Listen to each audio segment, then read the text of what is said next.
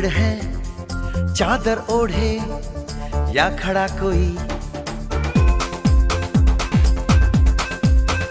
हे देखो देखो क्या वो पेड़ है चादर ओढ़े या खड़ा कोई। बारिश है या आसमान ने छोड़ दिए हैं नल खुले कहीं। हो हम जैसे देखे ये जहां है वैसा ही, जैसी नजर अपनी खुल के सोचे आओ, पंख जरा फैलाओ, रंग नए बिखराओ, चलो चलो चलो चलो नए ख्वाब बुन ले।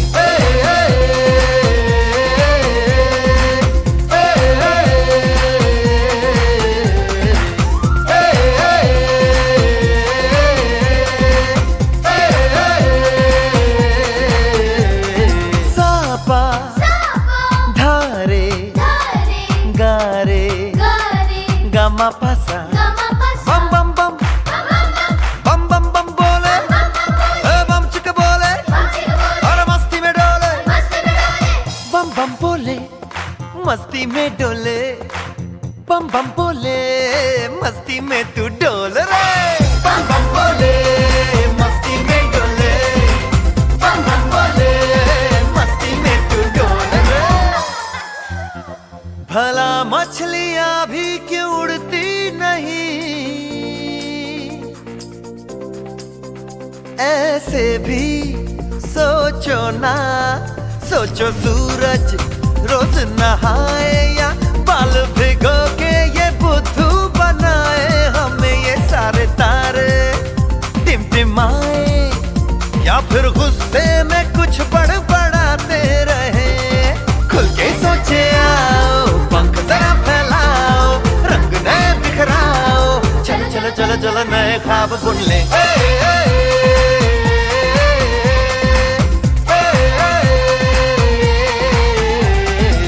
बम बम बोले मस्ती में डोले, बम बम बोले मस्ती में तू डोल रे।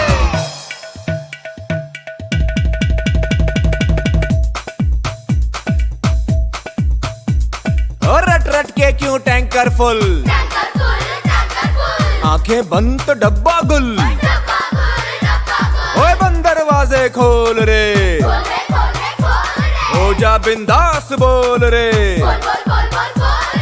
मैं भी हूँ तू भी है, ओ मैं भी तू भी, हम सब मिलके बम चिक बम बम चिक बम बम चिक बम बम चिक बम बम चिक बम बम चिक बम बम चिक बम बम बम बम बम।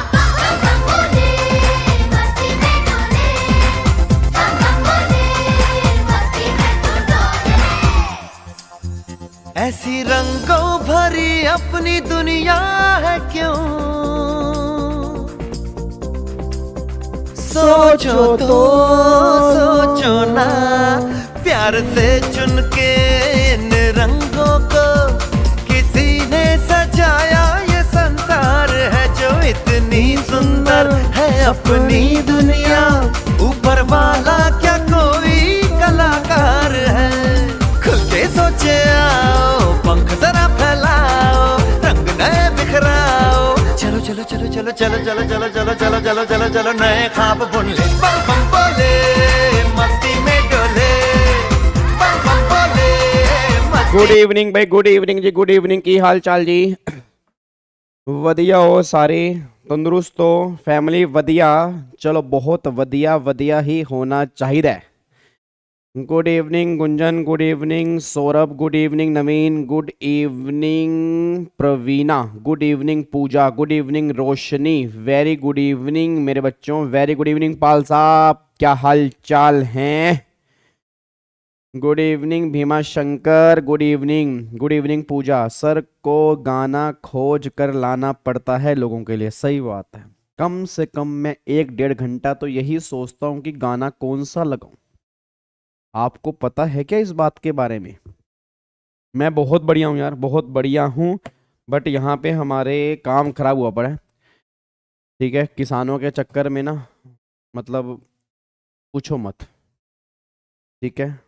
तो कल क्लास आपकी ऑफ हो गई, आज मैं स्पेशली वो लेकर आया हूँ, क्या कहते हैं उसको, डोंगल, जो डोंगल फोन, उसके अंदर डोंगल, जो लोंगल कहते हैं, क्या कहते हैं, एयरटेल का, उसके थ्रू आज हमारी क्लास चल रही है।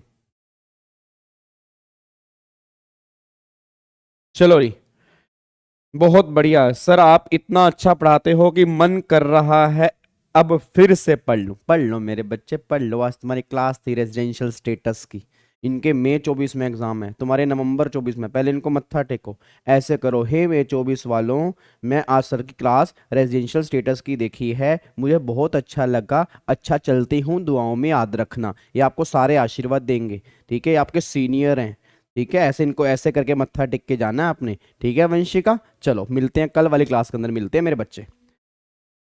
चलो जी, आओ जी, फटाफट से आओ जी, इधर देखो ध्यान से, ठीक है, आओ जी, फटाफट से आओ जी, ठीक है। चलो आ जाओ आ जाओ आ जाओ, फटाफट से आओ जी। इधर देखो ध्यान से, अब आज हमें 2 चैप्टर छोटे छोटे और हमें कंप्लीट करने हैं। आज हम 2 चैप्टर करेंगे, एक तो एडवांस टेक्स्ट वाला टॉपिक आज हम कंप्लीट करेंगे, ठीक है जी। एक तो एडवांस टेक्स्ट वाला हम टॉपिक आज हम कंप्लीट करेंगे, और दूसरा फिर आज हम टॉपिक कंप्लीट करेंगे कौन सा, मैट, सॉरी मैट नहीं, एएमटी वाला, ठीक है। 2 टॉपिक आज हम कंप्लीट कर देंगे, एडवांस टेक्स्ट वाला एक बार फटाफट से उसकी रिवीजन कर लेंगे, और फिर एक एएमटी वाला, उसकी भी आज हम रिवीजन कंप्लीट करेंगे। तो ये 2 टॉपिक आज हमें कंप्लीट करने हैं, बस ये पर ध्यान दो, ठीक है। चलो आओ जी, फटाफट से आओ जी, इधर देखो ध्यान से, इधर देखो ध्यान से। अब टाइम वेस्ट बिल्कुल नहीं करते, 4 मिनट हमारे ऊपर हो चुके हैं, और 4 मिनट बहुत बड़ी बात होती है, ठीक है। आ जाओ फटाफट से आ जाओ जी। अब एक बार सारे के सारे बच्चे यहाँ पे ध्यान दो। सबसे पहला टॉपिक जो मैं रिवाइज करवाने जा रहा हूँ, पहला टॉपिक हमारे यहाँ पे निकल के आ रहा है एडवांस टैक्स का, ठीक है जी। पहला टॉपिक हम यहाँ पे डिस्कस कर रहे हैं एडवांस टैक्स का। आ जाओ, आपको मैं फटाफट से एक बार रिकॉल करवा देता हूँ जी, ठीक है जी। इधर सुनो ध्यान से, मैं कहना क्या चाह रहा हूँ जी। अब एक बार यहाँ पे आओ, याद करो, एक टॉपिक हमने क्लास में कंप्लीट किया था, उस टॉपिक का नाम था एडवांस टैक्स, ठीक है जी। एक टॉपिक हमने क्लास में कंप्लीट किया था, उस टॉपिक का नाम था एएमटी, ठीक है। ये 2 टॉपिक हमने क्लास में कंप्लीट किए थे। एक बार मेरे को फटाफट से बताओ, एडवांस टैक्स के अंदर आपको मैंने कुछ बातें बताई थी। आपको मैंने कहा था कि एक ईयर तो आपका ये है, और एक ईयर तो आपका ये है। इस ईयर को नॉर्मली हम क्या बोलते हैं, प्रीवियस ईयर बोलते हैं। इस ईयर को नॉर्मली हम क्या बोलते हैं, असेसमेंट ईयर बोलते हैं, ठीक है जी। ये हमारा प्रीवियस ईयर है, ये हमारा असेसमेंट ईयर है। अच्छा, मई 24 के लिए प्रीवियस ईयर रेलिवेंट कौन सा है जी? अगर मैं प्रीवियस ईयर की बात करूंगा तो मई 24 के लिए हमारा प्रीवियस ईयर कौन सा है? प्रीवियस ईयर 23-24 जो है वो हमारे एग्जाम में एप्लीकेबल है। असेसमेंट ईयर जो है वो 24-25 जो होगा वो हमारे एग्जाम में एप्लीकेबल होगा। अब एक बात मेरे को सोच के बताओ, अगर मैं प्रीवियस ईयर की बात करता हूं तो यहां पर मैंने कहा था कि प्रीवियस ईयर की इनकम जो होती है ना, वो हमारी टैक्सेबल कब होती है? असेसमेंट ईयर में टैक्सेबल होती है, अगर आपको याद आ रहा हो जी। बट मैंने यहाँ पर एडवांस टैक्स वाले केस में कहा था कि गवर्नमेंट ये बात कहती है कि आपको यहाँ पे खड़े होकर, मतलब प्रीवियस ईयर के स्टार्टिंग में खड़े होकर आपको यहाँ पे इनकम एस्टिमेट करनी होगी कि इस साल में तुम कितनी इनकम कमाओगे। अब मेरा पूरी क्लास से क्वेश्चन है, एक बात मेरे को सोच के बताओ, हेलो भाई साहब, एक बात सोच के बताओ, क्या नॉर्मली यार हर बिजनेसमैन अपनी इनकम एस्टिमेट करता होगा? नहीं करता होगा? बिल्कुल एस्टिमेट करता होगा। इट मीन्स अगर आपके फादर की दुकान होगी तो पापा भी एस्टिमेट करते होंगे कि इस साल में कितनी इनकम कमाऊंगा। अब फॉर एग्जांपल अगर मैं अपनी बात करता हूँ, मैं भी एस्टिमेट करता हूँ कि इस अगले बैच में मेरे कितने बच्चे होंगे। एस्टिमेशन तो करता ही ना, चाहे वो बच्चे उतने हो या ना हो, मैटर वो नहीं करता, बट हर बिजनेसमैन एस्टिमेट करके चलता है। अब गवर्नमेंट एडवांस टैक्स में ये बात कहती है कि आप यहाँ पे प्रीवियस ईयर के स्टार्टिंग में खड़े होकर आप एस्टिमेट करो कि इस साल में कितनी इनकम कमाओगे। अब फॉर एग्जांपल मैंने कहा इस साल में ना टोटल मिला के मैं 12 लाख रुपए की इनकम कमाऊंगा। अब गवर्नमेंट ने कहा ठीक है जी, अब जो तुमने इनकम एस्टिमेट किया 12 लाख रुपए की, जो तुमने कहा कि इनकम कमाओगे, इस 12 लाख रुपए की इनकम के ऊपर क्या निकाल लो? अब यहाँ पे टैक्स निकाल लो। अब अगर 12 लाख रुपए की इनकम के ऊपर यहाँ पे तुम टैक्स निकालोगे, अब अगर ये तुम्हारा एस्टिमेटेड टैक्स, ये मेरा एक्चुअल टैक्स नहीं है, ये मेरा क्या है? Estimate tax. अब अगर मेरा एस्टिमेटेड टैक्स जो है अगर वो 10,000 या उससे ज्यादा का होगा, तो गवर्नमेंट ये बात कह रही है उस केस में तुम्हें प्रीवियस ईयर में ही टैक्स पे करना पड़ेगा। तुम्हें असेसमेंट ईयर में तो बाद में पे करना है, बट पहले पे करना पड़ेगा तुम्हें प्रीवियस ईयर में। मतलब कहना क्या चाह रहा हूं कि एडवांस टैक्स का मतलब क्या है कि आपने अपनी इनकम को एस्टिमेट करना है, एस्टिमेटेड इनकम पर एस्टिमेटेड टैक्स निकालोगे। अगर वो एस्टिमेटेड टैक्स 10,000 या उससे ऊपर होगा तो फिर जो भी टैक्स आपका बनेगा वो टैक्स आपको प्रीवियस ईयर के अंदर पे करना पड़ेगा। बस ये पर ध्यान दो। अब एक बात मेरे को सोच के बताओ, मेरा पूरी क्लास से क्वेश्चन है, अब जो भी हम एडवांस टैक्स पे करते हैं, याद करो मैंने क्लास के अंदर क्या कहा था कि जो भी हम एडवांस टैक्स पे करते हैं तो क्या वो सारा का सारा टैक्स हमें एक साथ पे करना होता है या इंस्टॉलमेंट के अंदर पे करना होता है? इंस्टॉलमेंट के अंदर। और याद करो मैंने कहा था एडवांस टैक्स में आपकी 4 इंस्टॉलमेंट होती हैं। कौन कौन सी इंस्टॉलमेंट होती हैं? एक तो आपकी इंस्टॉलमेंट होती है 15 जून की, डिडक्शन, ओहो ऐसी की तैसी तुम्हारी। अच्छा, लास्ट क्लास में हमने डिडक्शन के क्वेश्चंस किए थे। Oh my God. चलो कोई बात नहीं, अब ये वाले टॉपिक कंप्लीट कर लेते हैं, ठीक है। कल फिर मैं कल डिडक्शन करवा दूंगा, ठीक है जी। अब ये वाला बीच में रोकते नहीं हम। सर डिडक्शन के प्रोविज़न, हाँ हाँ मेरे को याद आ गया, लास्ट वाली क्लास में तुम्हारे तोते उड़ गए थे, तोते कबूतर तुम्हारे सारे उड़ गए थे। तुमने कहा था फिर अब डिडक्शन की रिवीजन करवा देना, और मैंने तुमसे वादा किया था कि मैं करवा दूंगा।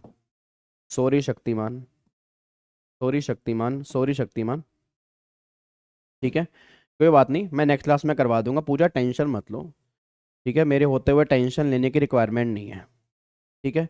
यार मैंने चैट ना देखी ही नहीं, क्योंकि अगर मैं चैट देखूंगा, देखो 1 घंटे की क्लास होती है, तो मैं क्या चाहता हूँ 1 घंटे में ना हमारा पूरा आउटपुट निकले। अगर मैं चैट देखने के लिए बैठ गया ना, तो फिर आधा काम तो खराब ही हो जाएगा, ठीक है ना। चलो इधर देखो ध्यान से, अब कोई बात नहीं, मैंने नोट कर लिया। डिडक्शन में अगली क्लास में आते ही, कल वाली जो हमारी क्लास होगी, तो कल वाली क्लास में हम एक बार डिडक्शन फटाफट से रिवाइज कर लेंगे, ठीक है जी। चलो आओ जी, एक बार फटाफट से आओ, एक वापस आओ एडवांस टैक्स के ऊपर। तो यहाँ पर मैंने क्या कहा था कि एडवांस टैक्स हमें पे करना पड़ेगा। एडवांस टैक्स जो हमें पे करना पड़ेगा, क्या वो हम सारा एक साथ पे करते हैं, इंस्टॉलमेंट के अंदर पे करते हैं, इंस्टॉलमेंट के अंदर पे करते हैं। अब इंस्टॉलमेंट हमारी कौन कौन से निकल के आ रही है? इंस्टॉलमेंट हमारी निकल के आ रही है 15 जून हो गया, फिर 15 जून के बाद हमारा 15 सितंबर हो गया, 15 सितंबर के बाद हमारा 15 दिसंबर हो गया, और 15 दिसंबर के बाद हमारा क्या हो गया? 15 मार्च हो गया। ये 4 इंस्टॉलमेंट आपकी यहाँ पे निकल के आती है। अब ये 4 इंस्टॉलमेंट कौन कौन से निकल के आ रही हैं? तो याद करो मैंने कहा था पहली इंस्टॉलमेंट जो होती है वो 15% की होती है। देन फिर जो भी आपका एस्टीमेट टैक्स है उसका 45% तक तुम्हें पे करना पड़ता है अगली इंस्टॉलमेंट पे। देन उससे अगले इंस्टॉलमेंट पे आप पे करते हो 75% तक, और देन फिर पूरा का पूरा 100% आप पे करते हो लास्ट इंस्टॉलमेंट पर। मतलब 15 जून तक 15% पे करना है, फिर 15 सितंबर तक 45% पे करना है, फिर यहाँ पर 15 दिसंबर तक 75 पे करना है, और फिर 15 मार्च तक आपने 100% पे करना है। बस ये पर ध्यान दो। अब एक बच्चा ये बात कह रहा है, सर एक बात समझ में नहीं आ रही, जैसे मान लो 1 लाख रुपए का मेरा एस्टिमेटेड टैक्स बन रहा है। अब 1 लाख रुपए का अगर मान लो मेरा एस्टिमेटेड टैक्स बनेगा, तो एक बात मेरे को बताओ, अगर 1 लाख रुपए का एस्टिमेटेड टैक्स है तो उसका 15% जो है मेरे को यहाँ पर पे करना है, फिर यहाँ पर 45 मैं और पे करूंगा, मैं 75 यहाँ पे करूंगा, मैं यहाँ 100% पे करूंगा। मैं पागल हूं क्या? मतलब ऐस तो फिर मैं 1 लाख से भी ज्यादा पे कर दूंगा। Answer is no. याद करो मैंने क्लास में कहा था परसेंटेज आपको दिया ना, ये परसेंटेज क्यूमुलेटिव परसेंटेज दी है। क्यूमुलेटिव का मतलब क्या होता है कि अगर आपने यहाँ पर 15% पे कर दिया, तो यहाँ पर फिर 45 नहीं पे करना, यहाँ पर आपको 30% और पे करना है। इसका मतलब यह कि टोटल 45% तक यहाँ पर पे करना है। इसका मतलब ये है, ऐसे अगर 45 यहां पर पे कर दिया तो आपने यहां तक 75 पे करना है। अब अगर 45 यहां पे कर चुके हो तो आपको 30% यहां पे और पे करना है। सेम अगर मान लो 75 यहां पर पे कर दिया तो यहां पर 25 और पे करना है। टोटल 100% तक यहां पर पे करना है। इसका मतलब ये निकल के आ रहा है। तो ये मत कहना कि आपको टोटल इतना सारा पे करना है। पे आपको 1 लाख रुपए ही करना है। अगर यहाँ 15 पे कर चुके हो, 30 यहाँ और पे कर दो, 30 यहाँ और पे कर दो, बैलेंस 25 यहाँ पर और पे कर दो, पूरा का पूरा 1 लाख रुपए इस तरह से आपको पे करना है। अब मुझे नहीं पता मेरी क्लास में कितने बच्चे इंटेलिजेंट बैठे हैं, बट अगर सिंगल बच्चा भी क्लास में इंटेलिजेंट होगा, यहाँ पर मैंने कहा था कि अगर आप, ये तो नॉर्मल केस में 4 इंस्टॉलमेंट है, नॉर्मल केस में 4 इंस्टॉलमेंट है, बट अगर आपने सेक्शन नंबर 44 एडी लिया हुआ है, प्रिजम्पटिव टैक्सेशन बिजनेसमैन वाला, या अगर आपने section number 44 A D A लिया हुआ है, प्रिजम्पटिव टैक्सेशन फॉर प्रोफेशनल वाला, मैं दोबारा बोलूंगा, मैं 44 ए ई की बात यहाँ पे नहीं कर रहा। प्रिजम्पटिव टैक्सेशन के 3 सेक्शन होते हैं, 44 A D, 44 A D A, 44 ए ई। मैं 44 ए ई की बात नहीं कर रहा, बस मैं इन दोनों की बात कर रहा हूं। अगर आपने ये ऑप्ट किया हुआ है तो गवर्नमेंट कह रही है फिर आपकी 4 इंस्टॉलमेंट में पे नहीं करना, आपको एक सिंगल इंस्टॉलमेंट के अंदर पे करना है। वो आपकी बनेगी 15 मार्च है उससे पहले, ठीक है जी। भीमा शंकर है नालायक, भीमा शंकर है नालायक, भीमा शंकर है नालायक। सारे बच्चे बोलेंगे भीमा शंकर नालायक। 2 इंस्टॉलमेंट कौन सी है भाई? इधर नालायक। एक सिंगल इंस्टॉलमेंट है 15 मार्च या उससे पहले, मतलब 15 मार्च या उससे पहले आपको सिंगल इंस्टॉलमेंट के अंदर एडवांस टैक्स पे करना होता है, अगर आपने सेक्शन नंबर 44 एडी या 44 ए डी ए लिया है। सर अगर मैंने 44 ए लिया हुआ है, अगर मैंने 44 ए ई लिया हुआ है, उस केस में क्या करेंगे? उस केस में आपकी 4 इंस्टॉलमेंट ही निकल के आती हैं। बस ये पर ध्यान दो। अच्छा एक बात मेरे को सोच के और बताओ, अब मेरा पूरी क्लास से क्वेश्चन है, क्वेश्चन ये निकल के आ रहा है, क्या सबको एडवांस टैक्स पे करना जरूरी है? गवर्नमेंट कहती है सबको जरूरी है। भाई साहब सबको जरूरी है। अगर आपका एस्टिमेटेड टैक्स 10,000 या उससे ऊपर है, you have to pay advance tax in 4 equal instalment in the previous year. But if you opt 44AD and 44AD, then you have to pay advance tax in single installment 15 मार्च या उससे पहले। But अगर आप 4 condition satisfied कर रहे हो तो आपको एडवांस टैक्स से हम एग्जम्प्ट कर देंगे। कौन कौन सी कंडीशन? पहली कंडीशन आप इंडिविजुअल हो, दूसरी कंडीशन आप इंडिया के रेजिडेंट हो, तीसरी कंडीशन आपकी कोई भी पीजीबीपी की इनकम नहीं है, आपकी कोई भी पीजीबी की इनकम नहीं है जी, ठीक है। उसके बाद आपकी कोई पीजीपी की इनकम नहीं है, और फोर्थ कंडीशन ये निकल के आ रही है कि आपकी एज जो है वो 60 साल या उससे ज्यादा की है। मैं दोबारा बोलूंगा, अगर आप इंडिविजुअल हो, हेलो भाई साहब, इंडिविजुअल हो, इंडिया के रेजिडेंट हो, कोई बिजनेस की इनकम नहीं है, और आप सीनियर सिटीजन हो, अगर ये चारों कंडीशन सेटिस्फाइड करोगे आपको एडवांस टैक्स पे करने की रिक्वायरमेंट नहीं, आप एग्जम्प्ट हो, चाहे आपकी एस्टिमेटेड टैक्स 10,000 है उससे ज्यादा ही क्यों ना हो, बस ये पर ध्यान दो। तो आपके एग्जाम में, मैं दोबारा बोल रहा हूं, आपके एग्जाम में ये क्वेश्चन एमसीक्यूज के अंदर सारे बन सकते हैं जी। कई बार ना एक बच्चे का मेरे ख्याल से आई थिंक पता नहीं ऑनलाइन वाले बच्चे का फेस टू फेस वाले बच्चे का मैसेज आया, सर क्या ये छोटे मोटे चैप्टर हम छोड़ सकते हैं अगर आपको नवंबर 24 में एग्जाम देने हैं? फिर तो छोटे मोटे क्या बड़े भी छोड़ दो, बट अगर आपको मई 24 में एग्जाम देने हैं तो छोड़ना कुछ भी नहीं है, क्योंकि सिंपल सी बात है, वो इंस्टीट्यूट सारे चैप्टर कवर करेगा, वो कुछ एमसीक्यूज में डाल देगा, कुछ बड़े क्वेश्चन में डाल देगा। आप इंस्टीट्यूट को प्रिडिक्ट नहीं कर सकते कि वो पेपर कहाँ से बनाएगा। बात समझो नहीं बात? तो अगर आप ये कह रहे हो ना कि मैं ये चैप्टर छोड़ के रहूंगा, तो फिर अपना नवंबर की तैयारी करके चलना। सर इनमें से एमसीक्यूज के अंदर क्वेश्चन बन जाएंगे, तो ये मत कहना कि चैप्टर छोटा या बड़ा है, ठीक है ना। इवन इंस्टीट्यूट एएमटी को नहीं बख्शता, जबकि एएमटी में तो कुछ है ही नहीं, उसने एएमटी में से भी क्वेश्चन फ्रेम किए हुए हैं, और तुम तो इसकी बात कर रहे हो। तो बात समझ में आ रही है? तो सिंपल से पता है, चैप्टर कोई नहीं छोड़ सकते तुम, अगर आपके मई 24 में निकालने हैं, बस ये पर ध्यान दो, ठीक है। तो सिंपल सी बात ये निकल के आ रही है, अगर ये 4 कंडीशन सेटिस्फाइड होंगी तो उस केस में आप एडवांस टैक्स में क्या हो जाओगे? एग्जम्प्ट हो जाओगे।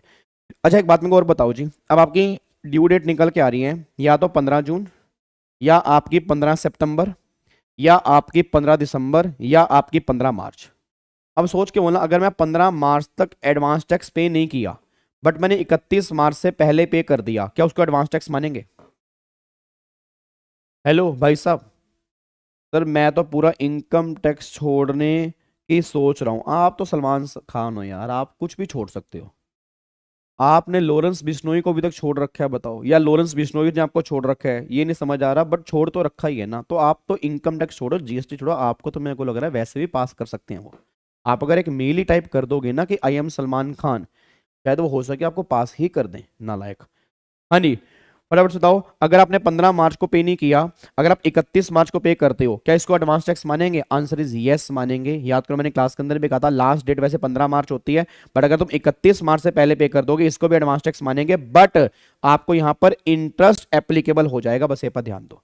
तो सिंपल सी बात क्या निकल के आ रही है, अगर आपने 15 मार्च को पे नहीं किया, आपने 31 मार्च उससे पहले पे कर दिया, ये भी एडवांस टैक्स को हम ट्रीट करेंगे, यहाँ पे इंटरेस्ट की एप्लीकेबिलिटी हो जाएगी, बस ये पर ध्यान दो। ये बातें हमने क्लास में डिस्कस की थी। अच्छा एक बात मेरे को और बताना, अब अगर मान लो आपकी कोई भी ड्यू डेट के दिन, अगर मान लो हॉलीडे आ गया, अगर मान लो कोई भी ड्यू डेट के दिन अगर आपका हॉलीडे आ गया, तो फिर क्या करते हैं? फिर हम पेमेंट करेंगे next following working day.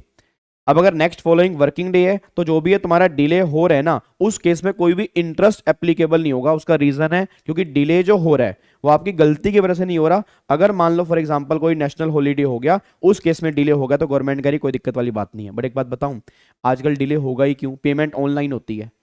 Hello भाई साहब, ओए ओ ढोकले इधर आओ, एमवी सर का डायलॉग मैंने चुरा लिया है। ओ ढोकले इधर आओ, ढोकले नहीं खांडवी, एक खांडवी भी होती है ना, वो ढोकला बोलते, मैं तुम्हें खांडवी बोलूंगा, ठीक है। ओए खांडवी इधर आ। तो सिंपल सी बात है, यहाँ पे गवर्नमेंट ये बात कहना चाह रही है, भाई साहब अगर आपने मान लो उस दिन छुट्टी हो गई है, तो नेक्स्ट वर्किंग डे में पे कर दो, बट कोई इंटरेस्ट एप्लीकेबल नहीं होगा। बट आजकल प्रैक्टिकली सारी की सारी ऑनलाइन पेमेंट होती है, तो छुट्टी का तो मतलब ही नहीं। अगर छुट्टी भी है तो भी तुम ऑनलाइन पेमेंट कर सकते हो, कोई भी दिक्कत वाली बात यहाँ पे नहीं है जी। अब यहाँ पे है, एक बार फटाफट से यहाँ पे आओ जी, इधर देखो ध्यान से, एक बार फटाफट यहाँ पे चेक करो, यहाँ पे क्या लिखा है। सबसे पहला पॉइंट क्या निकल के आ रही? आपको प्रीवियस ईयर में ही आपको एडवांस टैक्स प्रीवियस ईयर में ही पे करना पड़ेगा। असेसमेंट ईयर में नॉर्मल टैक्स पे करते हो, बट यहाँ पर आप प्रीवियस ईयर में एडवांस टैक्स पे करोगे, ठीक है। उसके बाद फिर यहाँ पर कब पे करना है, अगर आपका एस्टिमेटेड टैक्स 10,000 और मोर होगा तो आपका एडवांस टैक्स पे करना पड़ेगा।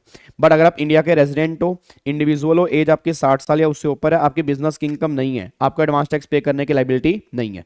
एडवांस टैक्स की 4 इंस्टॉलमेंट यहाँ पे निकल के आ रही है। सबसे पहला 15 जून या उससे पहले, 15 सितंबर, 15 दिसंबर, 15 मार्च या उससे पहले।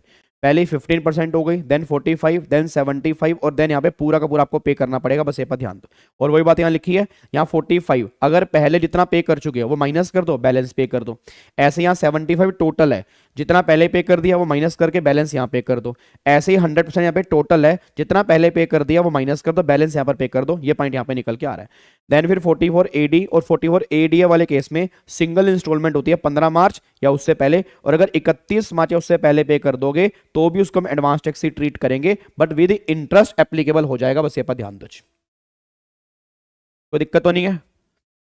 क्या इसको हम लोग कर सकते हैं? पक्का पक्का। चलो अब अगले पॉइंट पर आओ जी। अब यहां पे मेन बात होती है इंटरेस्ट की। अब सबसे बड़ी प्रॉब्लम जो है ना वो आती है इंटरेस्ट वाले सेक्शन में। अब इंटरेस्ट वाले 3 सेक्शन है, याद करो, 234A, 234B और 234C। इसमें से क्वेश्चन बनने की मुझे उम्मीद है इस बार मई 24 के अंदर से, तो सारे के सारे बच्चे यहां पे ध्यान दें। अब 234A है, 234B है, 234C है, बहुत ध्यान सुनना। 234A एप्लीकेबल होता है अगर आपने रिटर्न ऑफ इनकम, ये पहली बात, ये एडवांस टैक्स का नहीं है। 234A एडवांस टैक्स से डील नहीं करता, ये रिटर्न ऑफ इनकम का है। ये कहता है कि अगर आपने रिटर्न ऑफ इनकम मतलब इनकम टैक्स की रिटर्न अगर आपने सही टाइम पर फाइल नहीं की तो 234A लग जाएगा। अब बच्चा ये बात कहता है सर अगर मैंने रिटर्न सही टाइम पर फाइल नहीं की 234A लग जाएगा, तो किस वैल्यू पर लगेगा? तो भाई जितना भी आपका एक्चुअल टैक्स बनता है असेसमेंट ईयर में उसमें से माइनस कर दो TDS क्योंकि वो पहले कट चुका है, माइनस कर दो एडवांस टैक्स क्योंकि वो भी तुम पहले पे कर चुके हो, तो बैलेंस ये जो तुम्हारी वैल्यू होगी ना, इस वैल्यू पर तुम्हें 234A का इंटरेस्ट देना पड़ेगा।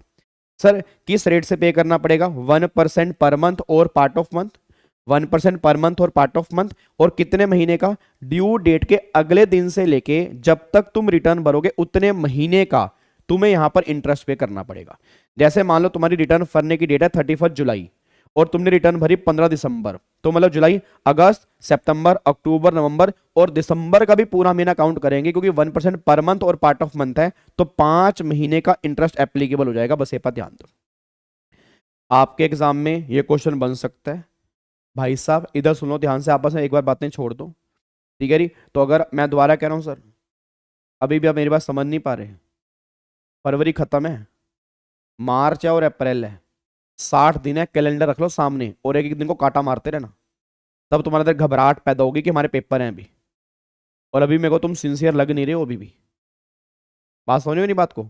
इधर सुनो ध्यान से नालायक। अब यहाँ पे एक बार चेक करो तो गवर्नमेंट यहाँ पर क्या कहना चाह रही है, जो भी आपका एक्चुअल टैक्स बना उसमें से माइनस कर दो TDS, माइनस कर दो एडवांस टैक्स, जो आपका बैलेंस यहाँ पे निकल के आ रहा है उसका 1% पर मंथ और पार्ट ऑफ मंथ, जितने महीने का भी आपने डिफॉल्ट किया होगा उतने महीने का आपका 234A एप्लीकेबल हो जाएगा। ये 234A की बात करता है। रिटर्न अगर आप लेट फाइल करते हो या फाइल ही नहीं करते उस केस में 234A की एप्लीकेबिलिटी आ गई। एक बच्चा कहता है गाबा सर यार ये बताओ फिर 234B कब लगेगा? 234B और C ये दोनों के दोनों एडवांस टैक्स वाले केस में है। 234B और C ये दोनों के दोनों एडवांस टैक्स वाले केस में एप्लीकेबल होते हैं, बस ये पर ध्यान दो। अब 234B कब लगता है वो सुनो। 234B कब लगता है?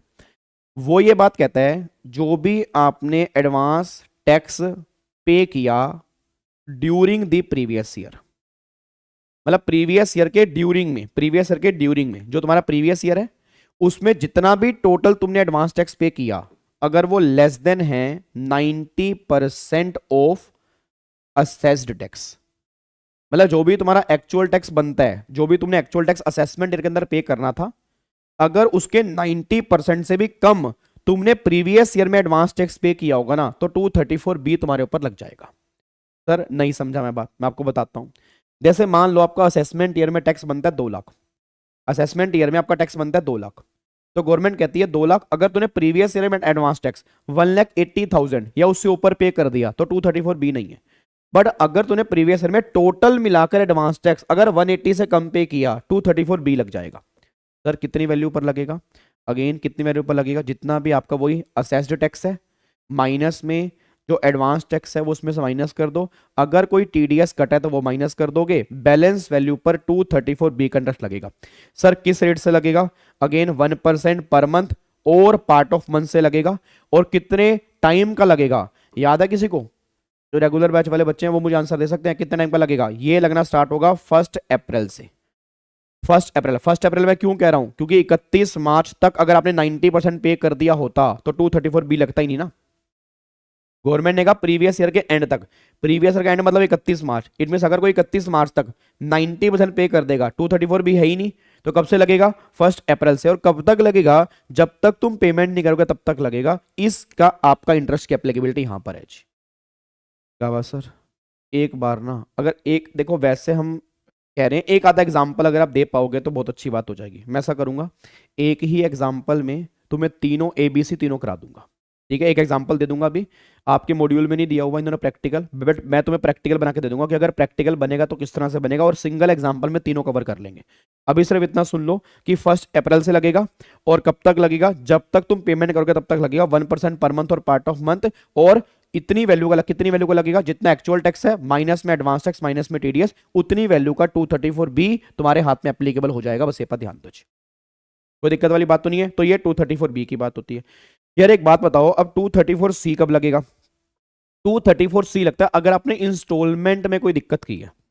इंस्टॉलमेंट का मतलब ये है, गवर्नमेंट कहती सुन भाई तेरी इंस्टॉलमेंट है 15 जून, 15 सितंबर, 15 दिसंबर और 15 मार्च।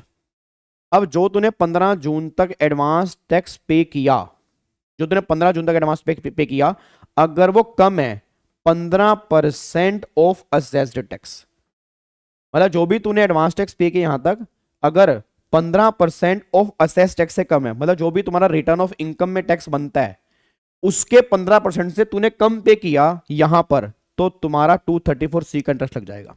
कितने परसेंट? 1%। और 3 महीने का फिक्स लगेगा। फिक्स है 3 महीने, इसमें कुछ चेंज नहीं हो सकता।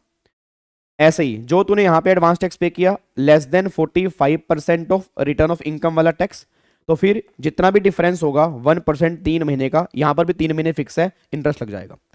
अगर तूने यहां पे एडवांस टैक्स पे किया लेस देन है 75%, जितना भी डिफरेंस आ रहा है 1% 3 महीने का इंटरेस्ट लग जाएगा। और अगर तूने यहां पे एडवांस टैक्स पे किया, अगर वो लेस देन है 100%, जितना डिफरेंस है 1%, यहां पे 1 महीने का 234C का इंटरेस्ट तेरे हाथ में लग जाएगा।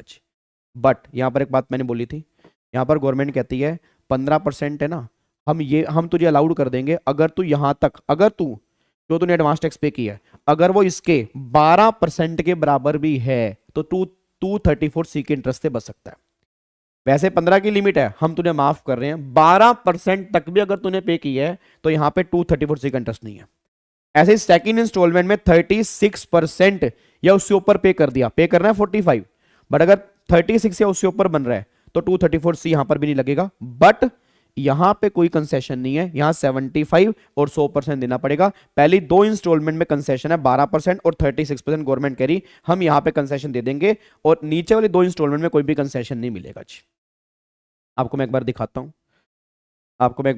जी। यहां पे एक बार चेक करो, देखो यहां पे इधर देखो, ये 234B तो वही है 90% वाला, 1% पर मंथ। देखो 1 अप्रैल से लगेगा जी, ठीक है जी। और किस पे लगेगा? वही difference between the assess tax and advance tax paid, ये आपका हो गया। और अगर कोई टीडीएस कट गया तो वो भी इसमें से लेस कर देंगे। ये 90 और 90 ये आपके काम का नहीं है। मैंने कहा ना सीए फाइनल के भी कंबाइंड नोट्स हैं तो घबराना मत कि ये क्या सर ने करवाया नहीं।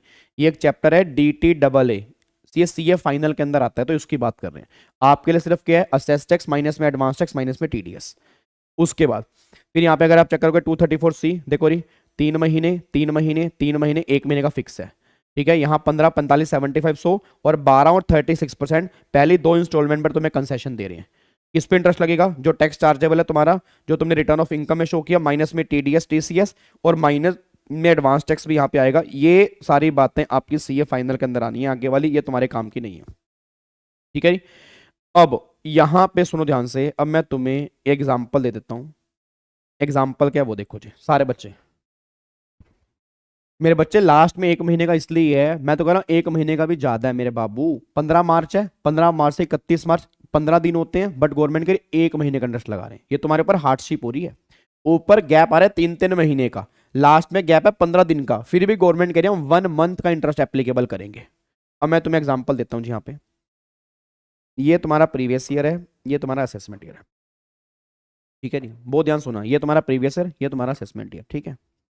अब क्या हुआ, यहां पे आपने एस्टिमेटेड इनकम निकाली, भगवान झूठ ना बुलवाए, तुमने मान लो इनकम निकाली 15 लाख, बहुत ध्यान सुना, 15 लाख इनकम निकाली, और मैं ये मान रहा हूं कि आपने 115 BAC का ऑप्शन नहीं लिया। मान लो आपने 115 BAC का ऑप्शन नहीं लिया, आपकी एस्टिमेटेड इनकम निकाली 15 लाख।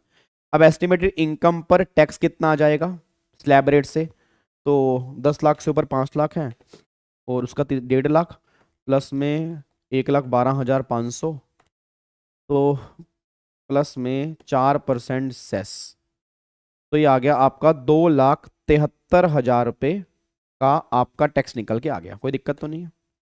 अब 2,73,000 रुपये का टैक्स निकल के आ गया, इसकी आपने 4 इंस्टॉलमेंट बिल्कुल टाइमली पे की, 15%, 45, 75, 100%।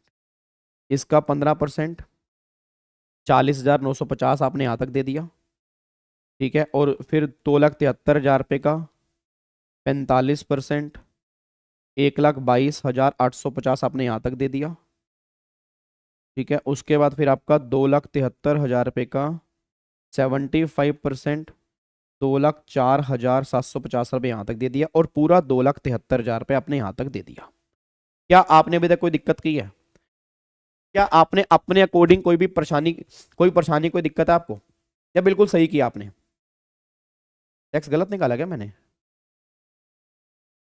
टैक्स गलत है क्या? 1.5 लाख 2,62,500 में 4% सेस जोड़ूंगा, 2,73 ही तो आ रहा है, ठीक है। नहीं, कोई दिक्कत तो नहीं है। ये यहां तक आपने कोई प्रॉब्लम तो नहीं की, आपने इतना एस्टिमेट नहीं निकाला, आपने अपने अकॉर्डिंग ये 4 इंस्टॉलमेंट यहां पर पे कर दी, आपने बिल्कुल सही किया, आपने बिल्कुल सही किया। आपको लगा अभी आपकी तरफ से कोई गलती नहीं है, ये कर दिया आपने।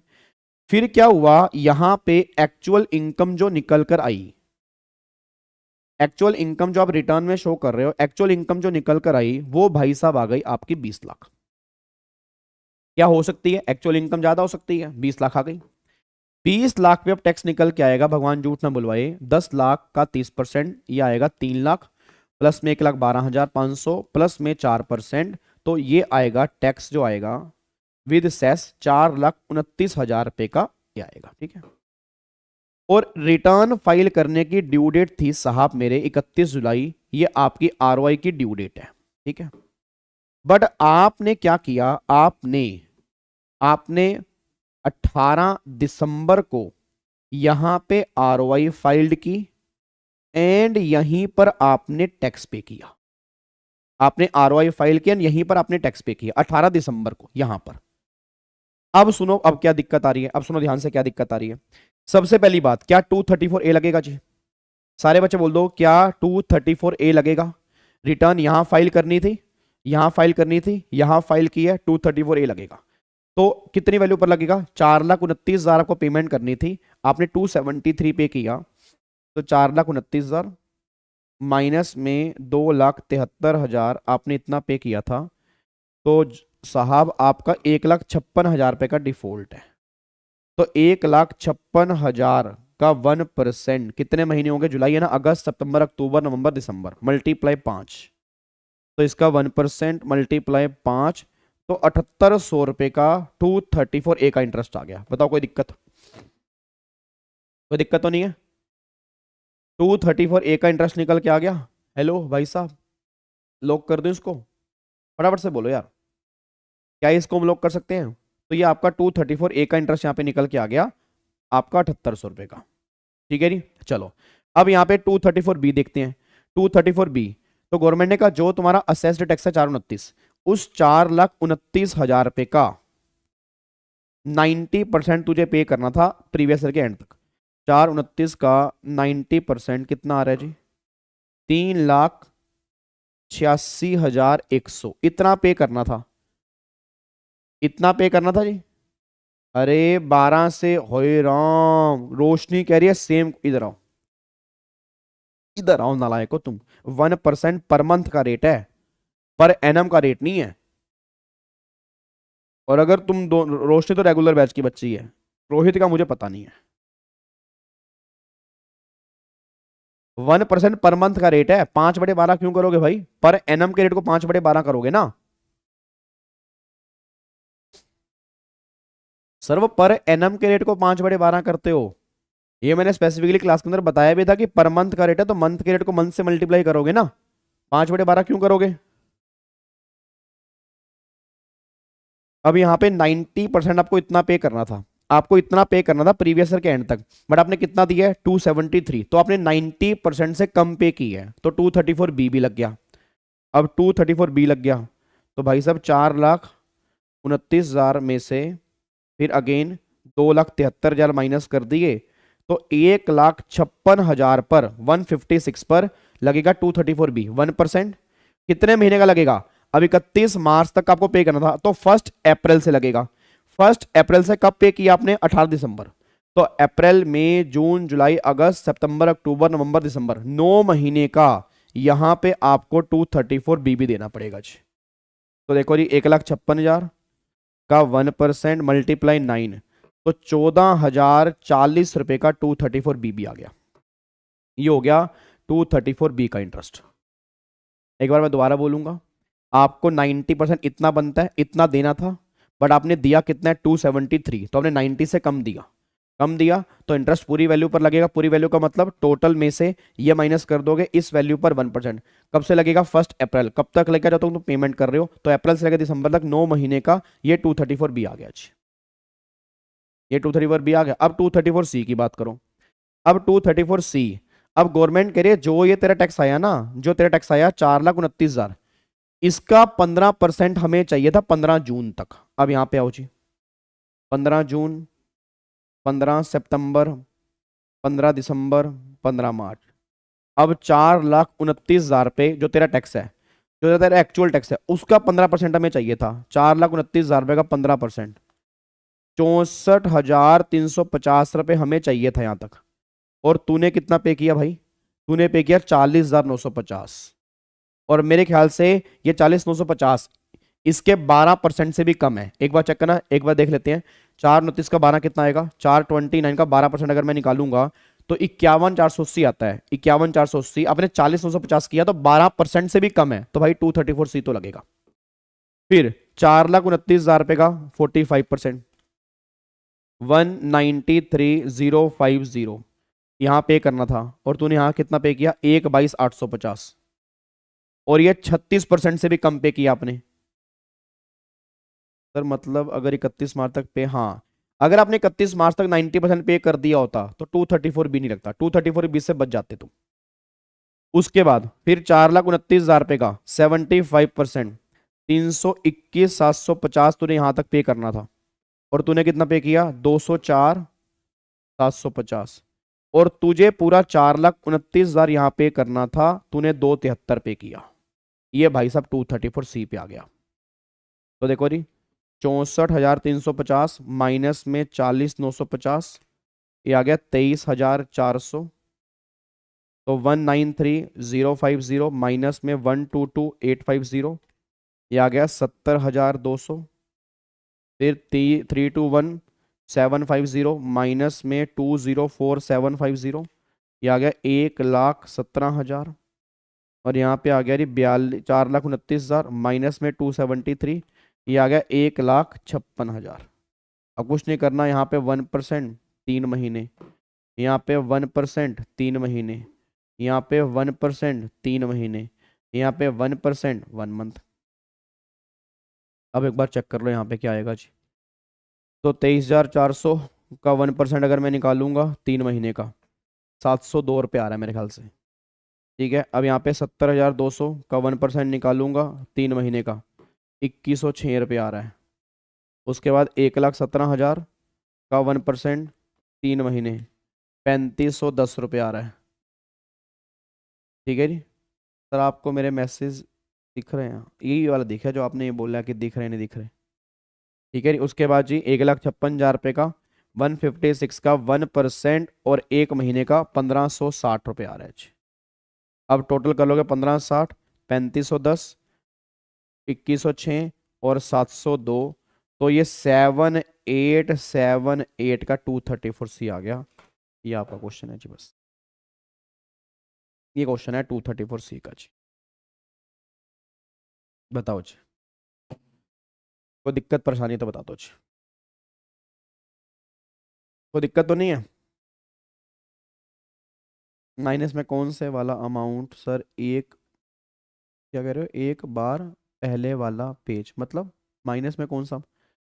माइनस में कौन सा? माइनस में तो ये होगा ना मेरे बच्चे, ये माइनस में तो ये वाला होगा ना, ये वाला, ये देखो जो आपने पे किया, गवर्नमेंट करी तुमने ये पे किया, और किसका पे किया? 273 का। हमें चाहिए था 429 का, हमें चाहिए था 429 का, तुमने पे किया 273 का, तो वो डिफरेंस आ रहा है, उस डिफरेंस पे 234C लगेगा जी।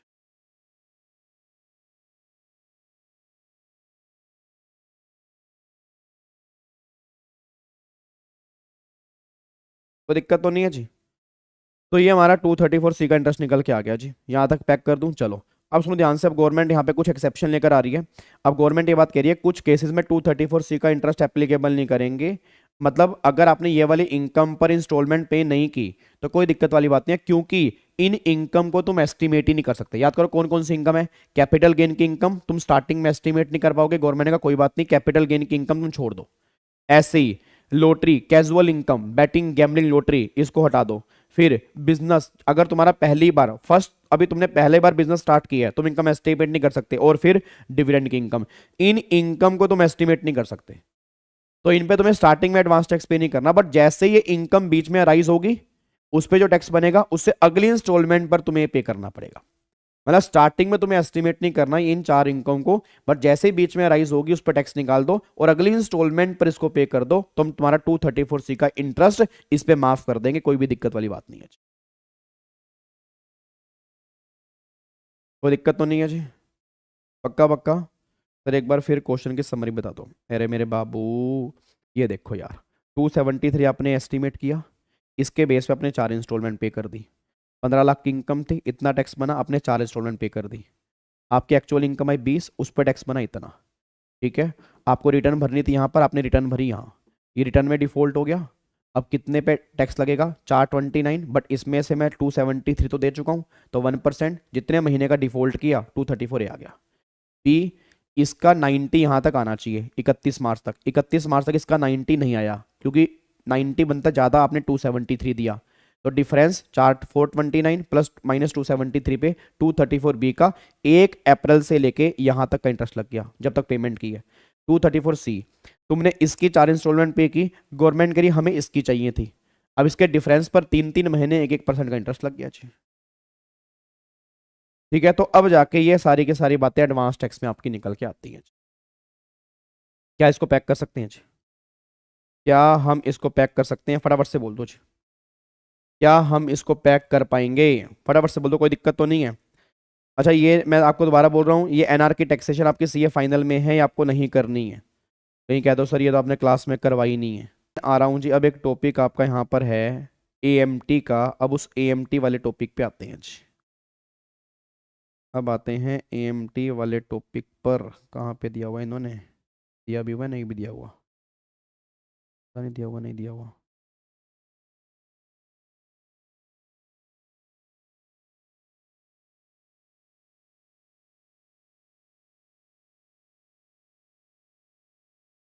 चलो छोड़ो, कोई बात नहीं, नहीं दिया तो हम ऐसे कर लेते हैं।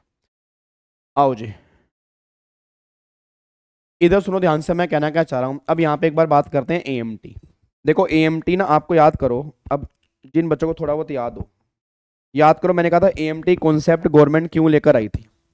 एएमटी कॉन्सेप्ट ना गवर्नमेंट क्यों लेकर आई, पहली बात तो ये समझो, आपने मुझे यहाँ पे आंसर देना है, समझो ध्यान से। एएमटी कॉन्सेप्ट है क्या? एएमटी की पहले तो फुल फॉर्म बोलो। एएमटी की फुल फॉर्म क्या है? ऑल्टरनेट मिनिमम टैक्स, कि कम से कम इतना टैक्स तो पे करना पड़ेगा, ये एएमटी की फुल फॉर्म है।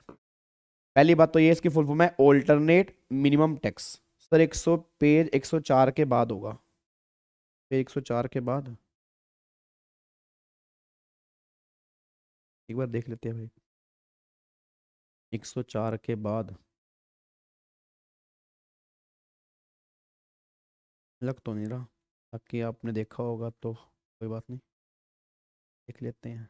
तो एक तो असेसमेंट ऑफ वेरियस एंटिटी, तो चार, नहीं नहीं ये तो सारा वो डिफरेंस चल रहा है यार, बा और बाप का,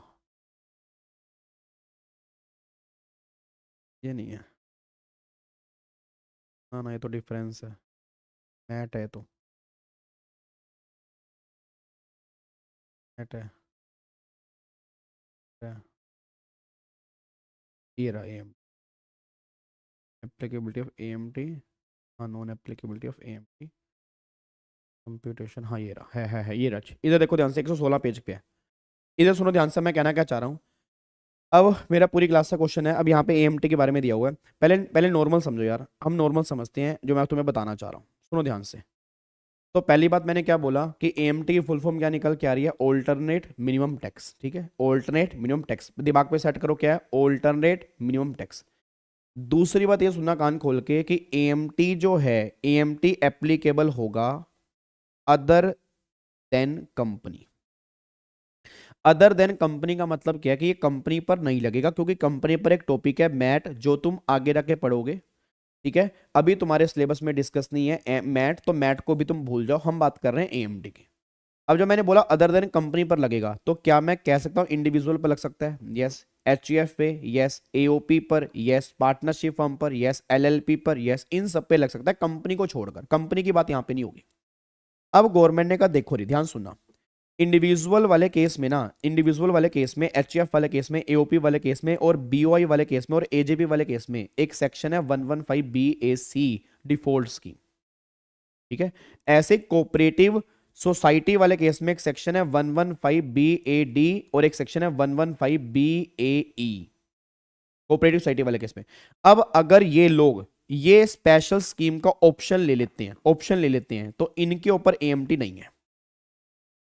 मतलब अगर 115 BAC, 115 BAD, 115 BAE का ऑप्शन ले लिया, तो इनके ऊपर एएमटी नहीं है, ये सिर्फ अपनी स्पेशल स्कीम से टैक्स पे करेंगे। ये एएमटी की बातें उनके ऊपर होंगी जिनके ऊपर नॉर्मल प्रोविजन एप्लीकेबल होंगे। क्या बात समझ में आ रही है आज? इसमें कोई दिक्कत वाली बात तो नहीं है। अब सुनो रही, अब मैंने, और दूसरी बात गवर्नमेंट ने बोला इंडिविजुअल, एचजीएफ, एओपी, बीओवाई, एजेपी, इन्होंने 115 बीएससी नहीं लिया, तो क्या लिया इसने, ऑप्शनल स्कीम ली। ऑप्शनल स्कीम पर एएमटी की बातें होंगी, बट अभी भी इन पर एएमटी नहीं लगेगा अगर इनकी एडजस्टेड टोटल इनकम जो है अप टू 20 लाख है। मतलब अगर ये डिफॉल्ट स्कीम ले रहे हैं तो वैसे ही नहीं लगना। अगर इन्होंने ऑप्शनल स्कीम ली है बट इनकी एडजस्टेड टोटल इनकम 20 लाख तक है, तो इनके ऊपर भी एएमटी नहीं लगेगा। एक बच्चा सिर पकड़ के बैठा है, कह रहा गाबे के बच्चे दिमाग मत खराब कर मेरा, ये बता दे एएमटी का मतलब क्या है। मेरे बच्चे एएमटी का मतलब ये है कि गवर्नमेंट कह रही है भाई सुन, तूने नॉर्मल स्कीम ली है, अब नॉर्मल स्कीम में ना कई बार बहुत सारे बेनिफिट मिलते हैं, डिडक्शन मिलती है, एग्जम्पशन मिलती है, उस चक्कर में ना टैक्स बहुत कम आ जाता है। अब गवर्नमेंट कह रही भाई तेरा टैक्स इतना कम आ रहा है, हमें तो हम तो देश चला नहीं पाएंगे, तो हमें कॉन्सेप्ट लेकर आए एएमटी का कि कम से कम तुझे इतना टैक्स तो पे करना ही पड़ेगा। इट मीन्स अगर तेरा नॉर्मल टैक्स कम आ रहा है, एएमटी तेरा ज्यादा आ रहा है, तो फिर एएमटी पे करना पड़ेगा, इतना तो देखो पे करना ही पड़ेगा। हाँ, अगर तेरा नॉर्मल ज्यादा आ रहा है, एएमटी उससे कम आ रहा है, तो फिर एएमटी पे कर दे। मतलब एएमटी और normal tax whichever is higher, ये तुझे पे करना पड़ेगा, ये इनकम टैक्स में कॉन्सेप्ट है। क्या मेरी बात समझ में? पार्टनरशिप हमको स्टार्टिंग से लगेगा, एलएलपी को स्टार्टिंग से लगेगा, सोसाइटी को स्टार्टिंग से लगेगा, प्रोवाइडेड 115 बीएडी 115 बीए ना लियो। इंडिविजुअल, एचएफ, एओपी, बे, एजीपी पर तब लगेगा अगर उनकी एडजस्टेड टोटल इनकम 20 लाख से ज्यादा है। अब बच्चा कहता है सर ये जो एएमटी निकालना होता है ये किसका निकालना होता है? हम एक एडजस्टेड टोटल इनकम निकालते हैं, उसका 18.5% आपके ऊपर एएमटी एप्लीकेबल हो जाता है। जैसे नॉर्मल इनकम पर तो नॉर्मल रेट लगाते हो ना, स्लैब रेट लगाते हो, यहाँ पे ऐसा नहीं है। यहाँ पे जो भी तुम्हारी एटीआई निकल के आएगी उसका 18.5% निकाल लो। अब जो ये निकल के आ रहा है इसको तुम कंपेयर कर लो नॉर्मल टैक्स से, अब जो भी हायर वाला है वो पे कर दो। सर अगर मेरा नॉर्मल ज्यादा है तो क्या करूंगा, नॉर्मल पे कर दो। सर अगर मेरा एएमटी ज्यादा है तो एएमटी पे कर दो। अब एक बार सोच के बताओ, मान लो एक पर्सन का नॉर्मल टैक्स है मान लो 100 रुपये, और एएमटी जो है 80 रुपये है, क्या पे करना है, 100 या 80? 100। जब तुम्हारा नॉर्मल 100 है तो नॉर्मल पे करोगे। अच्छा अगर तुम्हारा ये 80 है, ये 100 है, तो क्या पे करोगे, एएमटी, कम से कम इतना तो पे करना है। तुम्हें लग नहीं रहा तुम्हारे ऊपर जबरदस्ती हो रही है? तुम्हें लगनी है ना तुम्हारे पर जबरदस्ती हो रही है, जबरदस्ती हो रही है ना।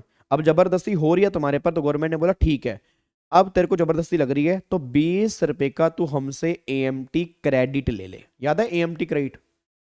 सर इसका मतलब क्या होता है, जैसे जीएसटी में आईटीसी, जीएसटी में आईटीसी वैसे एएमटी में एएमटी क्रेडिट। इट मीन 20 रुपए तूने गवर्नमेंट से लेने हैं। सर मैं कब ले पाऊंगा? अगली बार मान लो तेरा नॉर्मल टैक्स आ गया 90 रुपए और तेरा एएमटी आ गया 70 रुपए, तो अब तेरे को 90 रुपए देने हैं ना। अब तू 90 मत दे, 20 रुपए तूने हमसे लेने भी हैं, तो इसमें से 20 माइनस कर दे, हमें 70 रुपए पे कर दे, बात खत्म। मतलब गवर्नमेंट ये बात कहना चाह रही है 90 माइनस 20, 70 हमें यहां पर पे कर दे, हमारा काम हो जाएगा और हमें कुछ नहीं चाहिए। तो क्या बात समझ में आ रही है जी? 90 में से अगर मैं 20 माइनस कर दूंगा तो 70 यहां पर पे करने हैं, ये 20 रुपए का क्रेडिट मेरा यूज हो गया। सर अगर मान लो यूज नहीं हो तो क्या करेंगे? तो टेंशन मत लो, 15 साल तक, हेलो भाई साहब, 15 असेसमेंट ईयर तक तुम कैरी फॉरवर्ड कर सकते हो, कोई भी दिक्कत वाली बात नहीं है। ये बात भी यहाँ पे लिखी हुई है, ये बात समझ में आती है।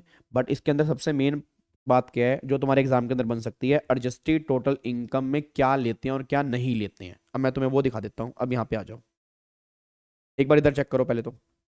देखो जी, क्या यहाँ पे गवर्नमेंट ने लिखा हुआ है? पहली बात तो प्रोविजन ऑफ एएमटी किस पे नहीं लगेंगे? इंडिविजुअल एचएफ एओपी बीवाई जिसकी इनकम 20 लाख तक है, एडजस्टेड टोटल इनकम उस पर नहीं लगेगा। अगर किसी ने 115 बीएडी 115 बीए लिया उस पर नहीं लगेगा। अगर किसी ने 115 बीएससी लिया उस पर नहीं लगेगा। और ये स्पेसिफाइड फंड 10(4)D वाला, ये तुम्हारे अभी सिलेबस में नहीं है, सिर्फ 3 पॉइंट तुम्हें ध्यान देना है, इन पर एएमटी नहीं लगेगा। और किस पे लगेगा? Any person other than company, क्योंकि कंपनी पे क्या लगता है? मैट लगता है।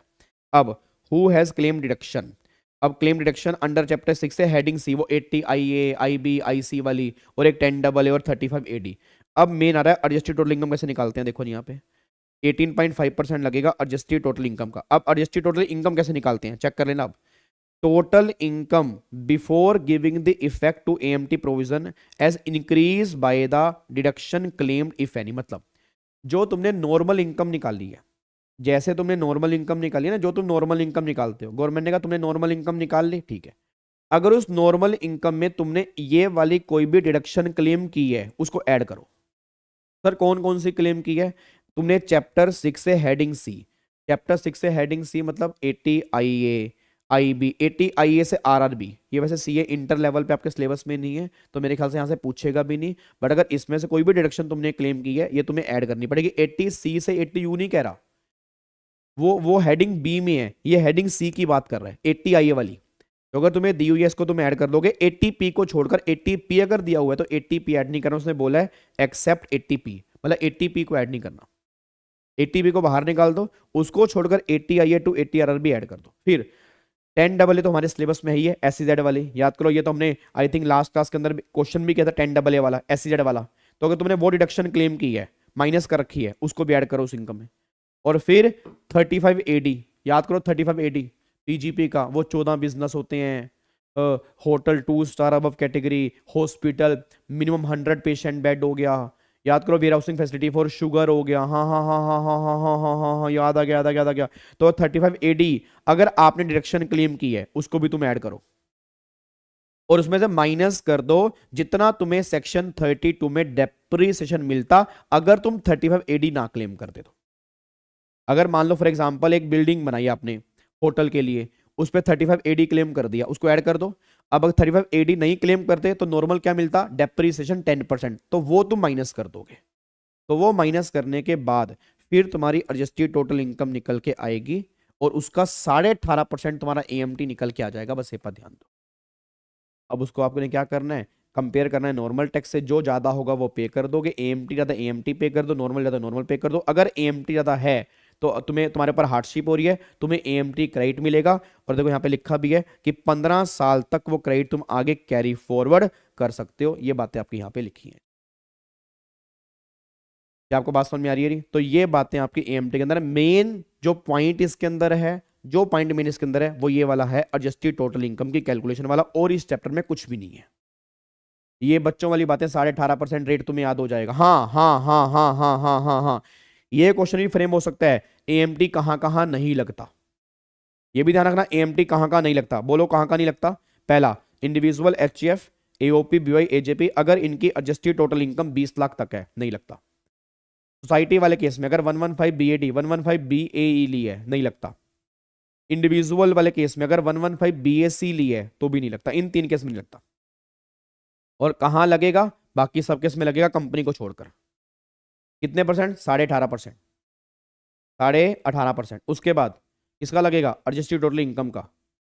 कितना टैक्स पे करना है? एएमटी और normal, whichever is higher. Normal ज्यादा है नॉर्मल पे करो, एएमटी ज्यादा एएमटी पे करो, जो ज्यादा होगा वो पे करना है। बट अगर एएमटी ज्यादा है तो जितना ज्यादा है उसका तुम्हें क्रेडिट मिल जाएगा।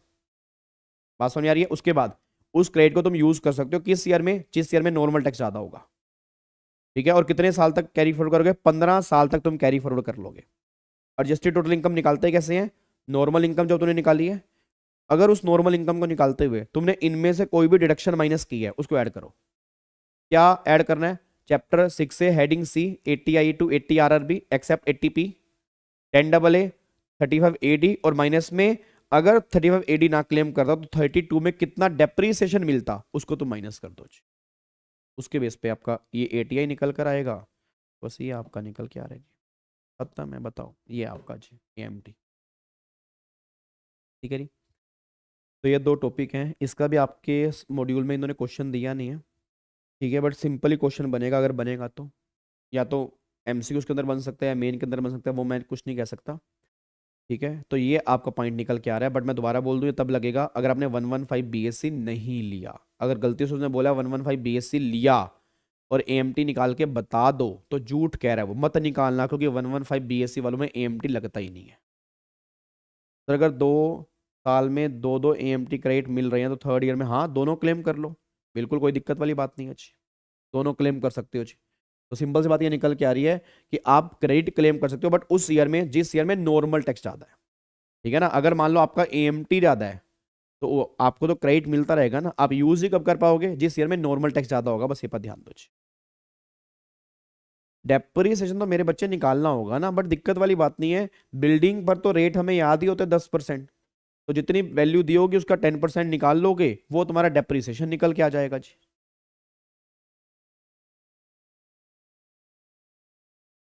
ठीक है जी, तो ये पॉइंट हमारे यहाँ पे खत्म हो जाते हैं। क्या इसको लॉक कर सकते हैं?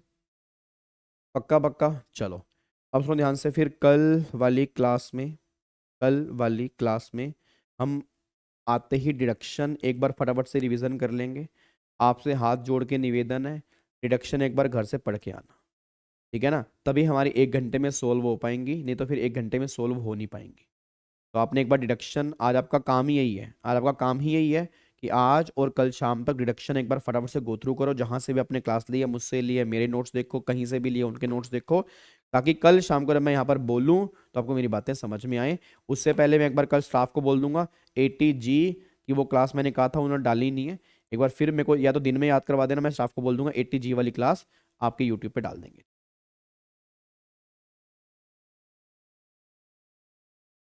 ठीक है सर, अगर एएमटी क्रेडिट यूज करने की वजह से टैक्स एएम ना ना टैक्स अगर एएमटी से कम हो रहा है, कम से कम एएमटी देना पड़ेगा जी, उससे कम नहीं हो सकता, एएमटी कम से कम देना पड़ेगा जी, एएमटी कम से कम पे करना पड़ेगा। ठीक है सर, क्लासेस शेड्यूल कर दो आगे वाले, बोलता हूँ स्टाफ को, बोलता हूँ जी स्टाफ को। ठीक है जी, चलो ओके जी, bye bye, tata, thank you so much, God bless, love you all, bye bye, take care, जय माता दी, जय हिंद, बाय बाय। अच्छा चलता हूँ, दुआओं में याद रखना, बाय बाय।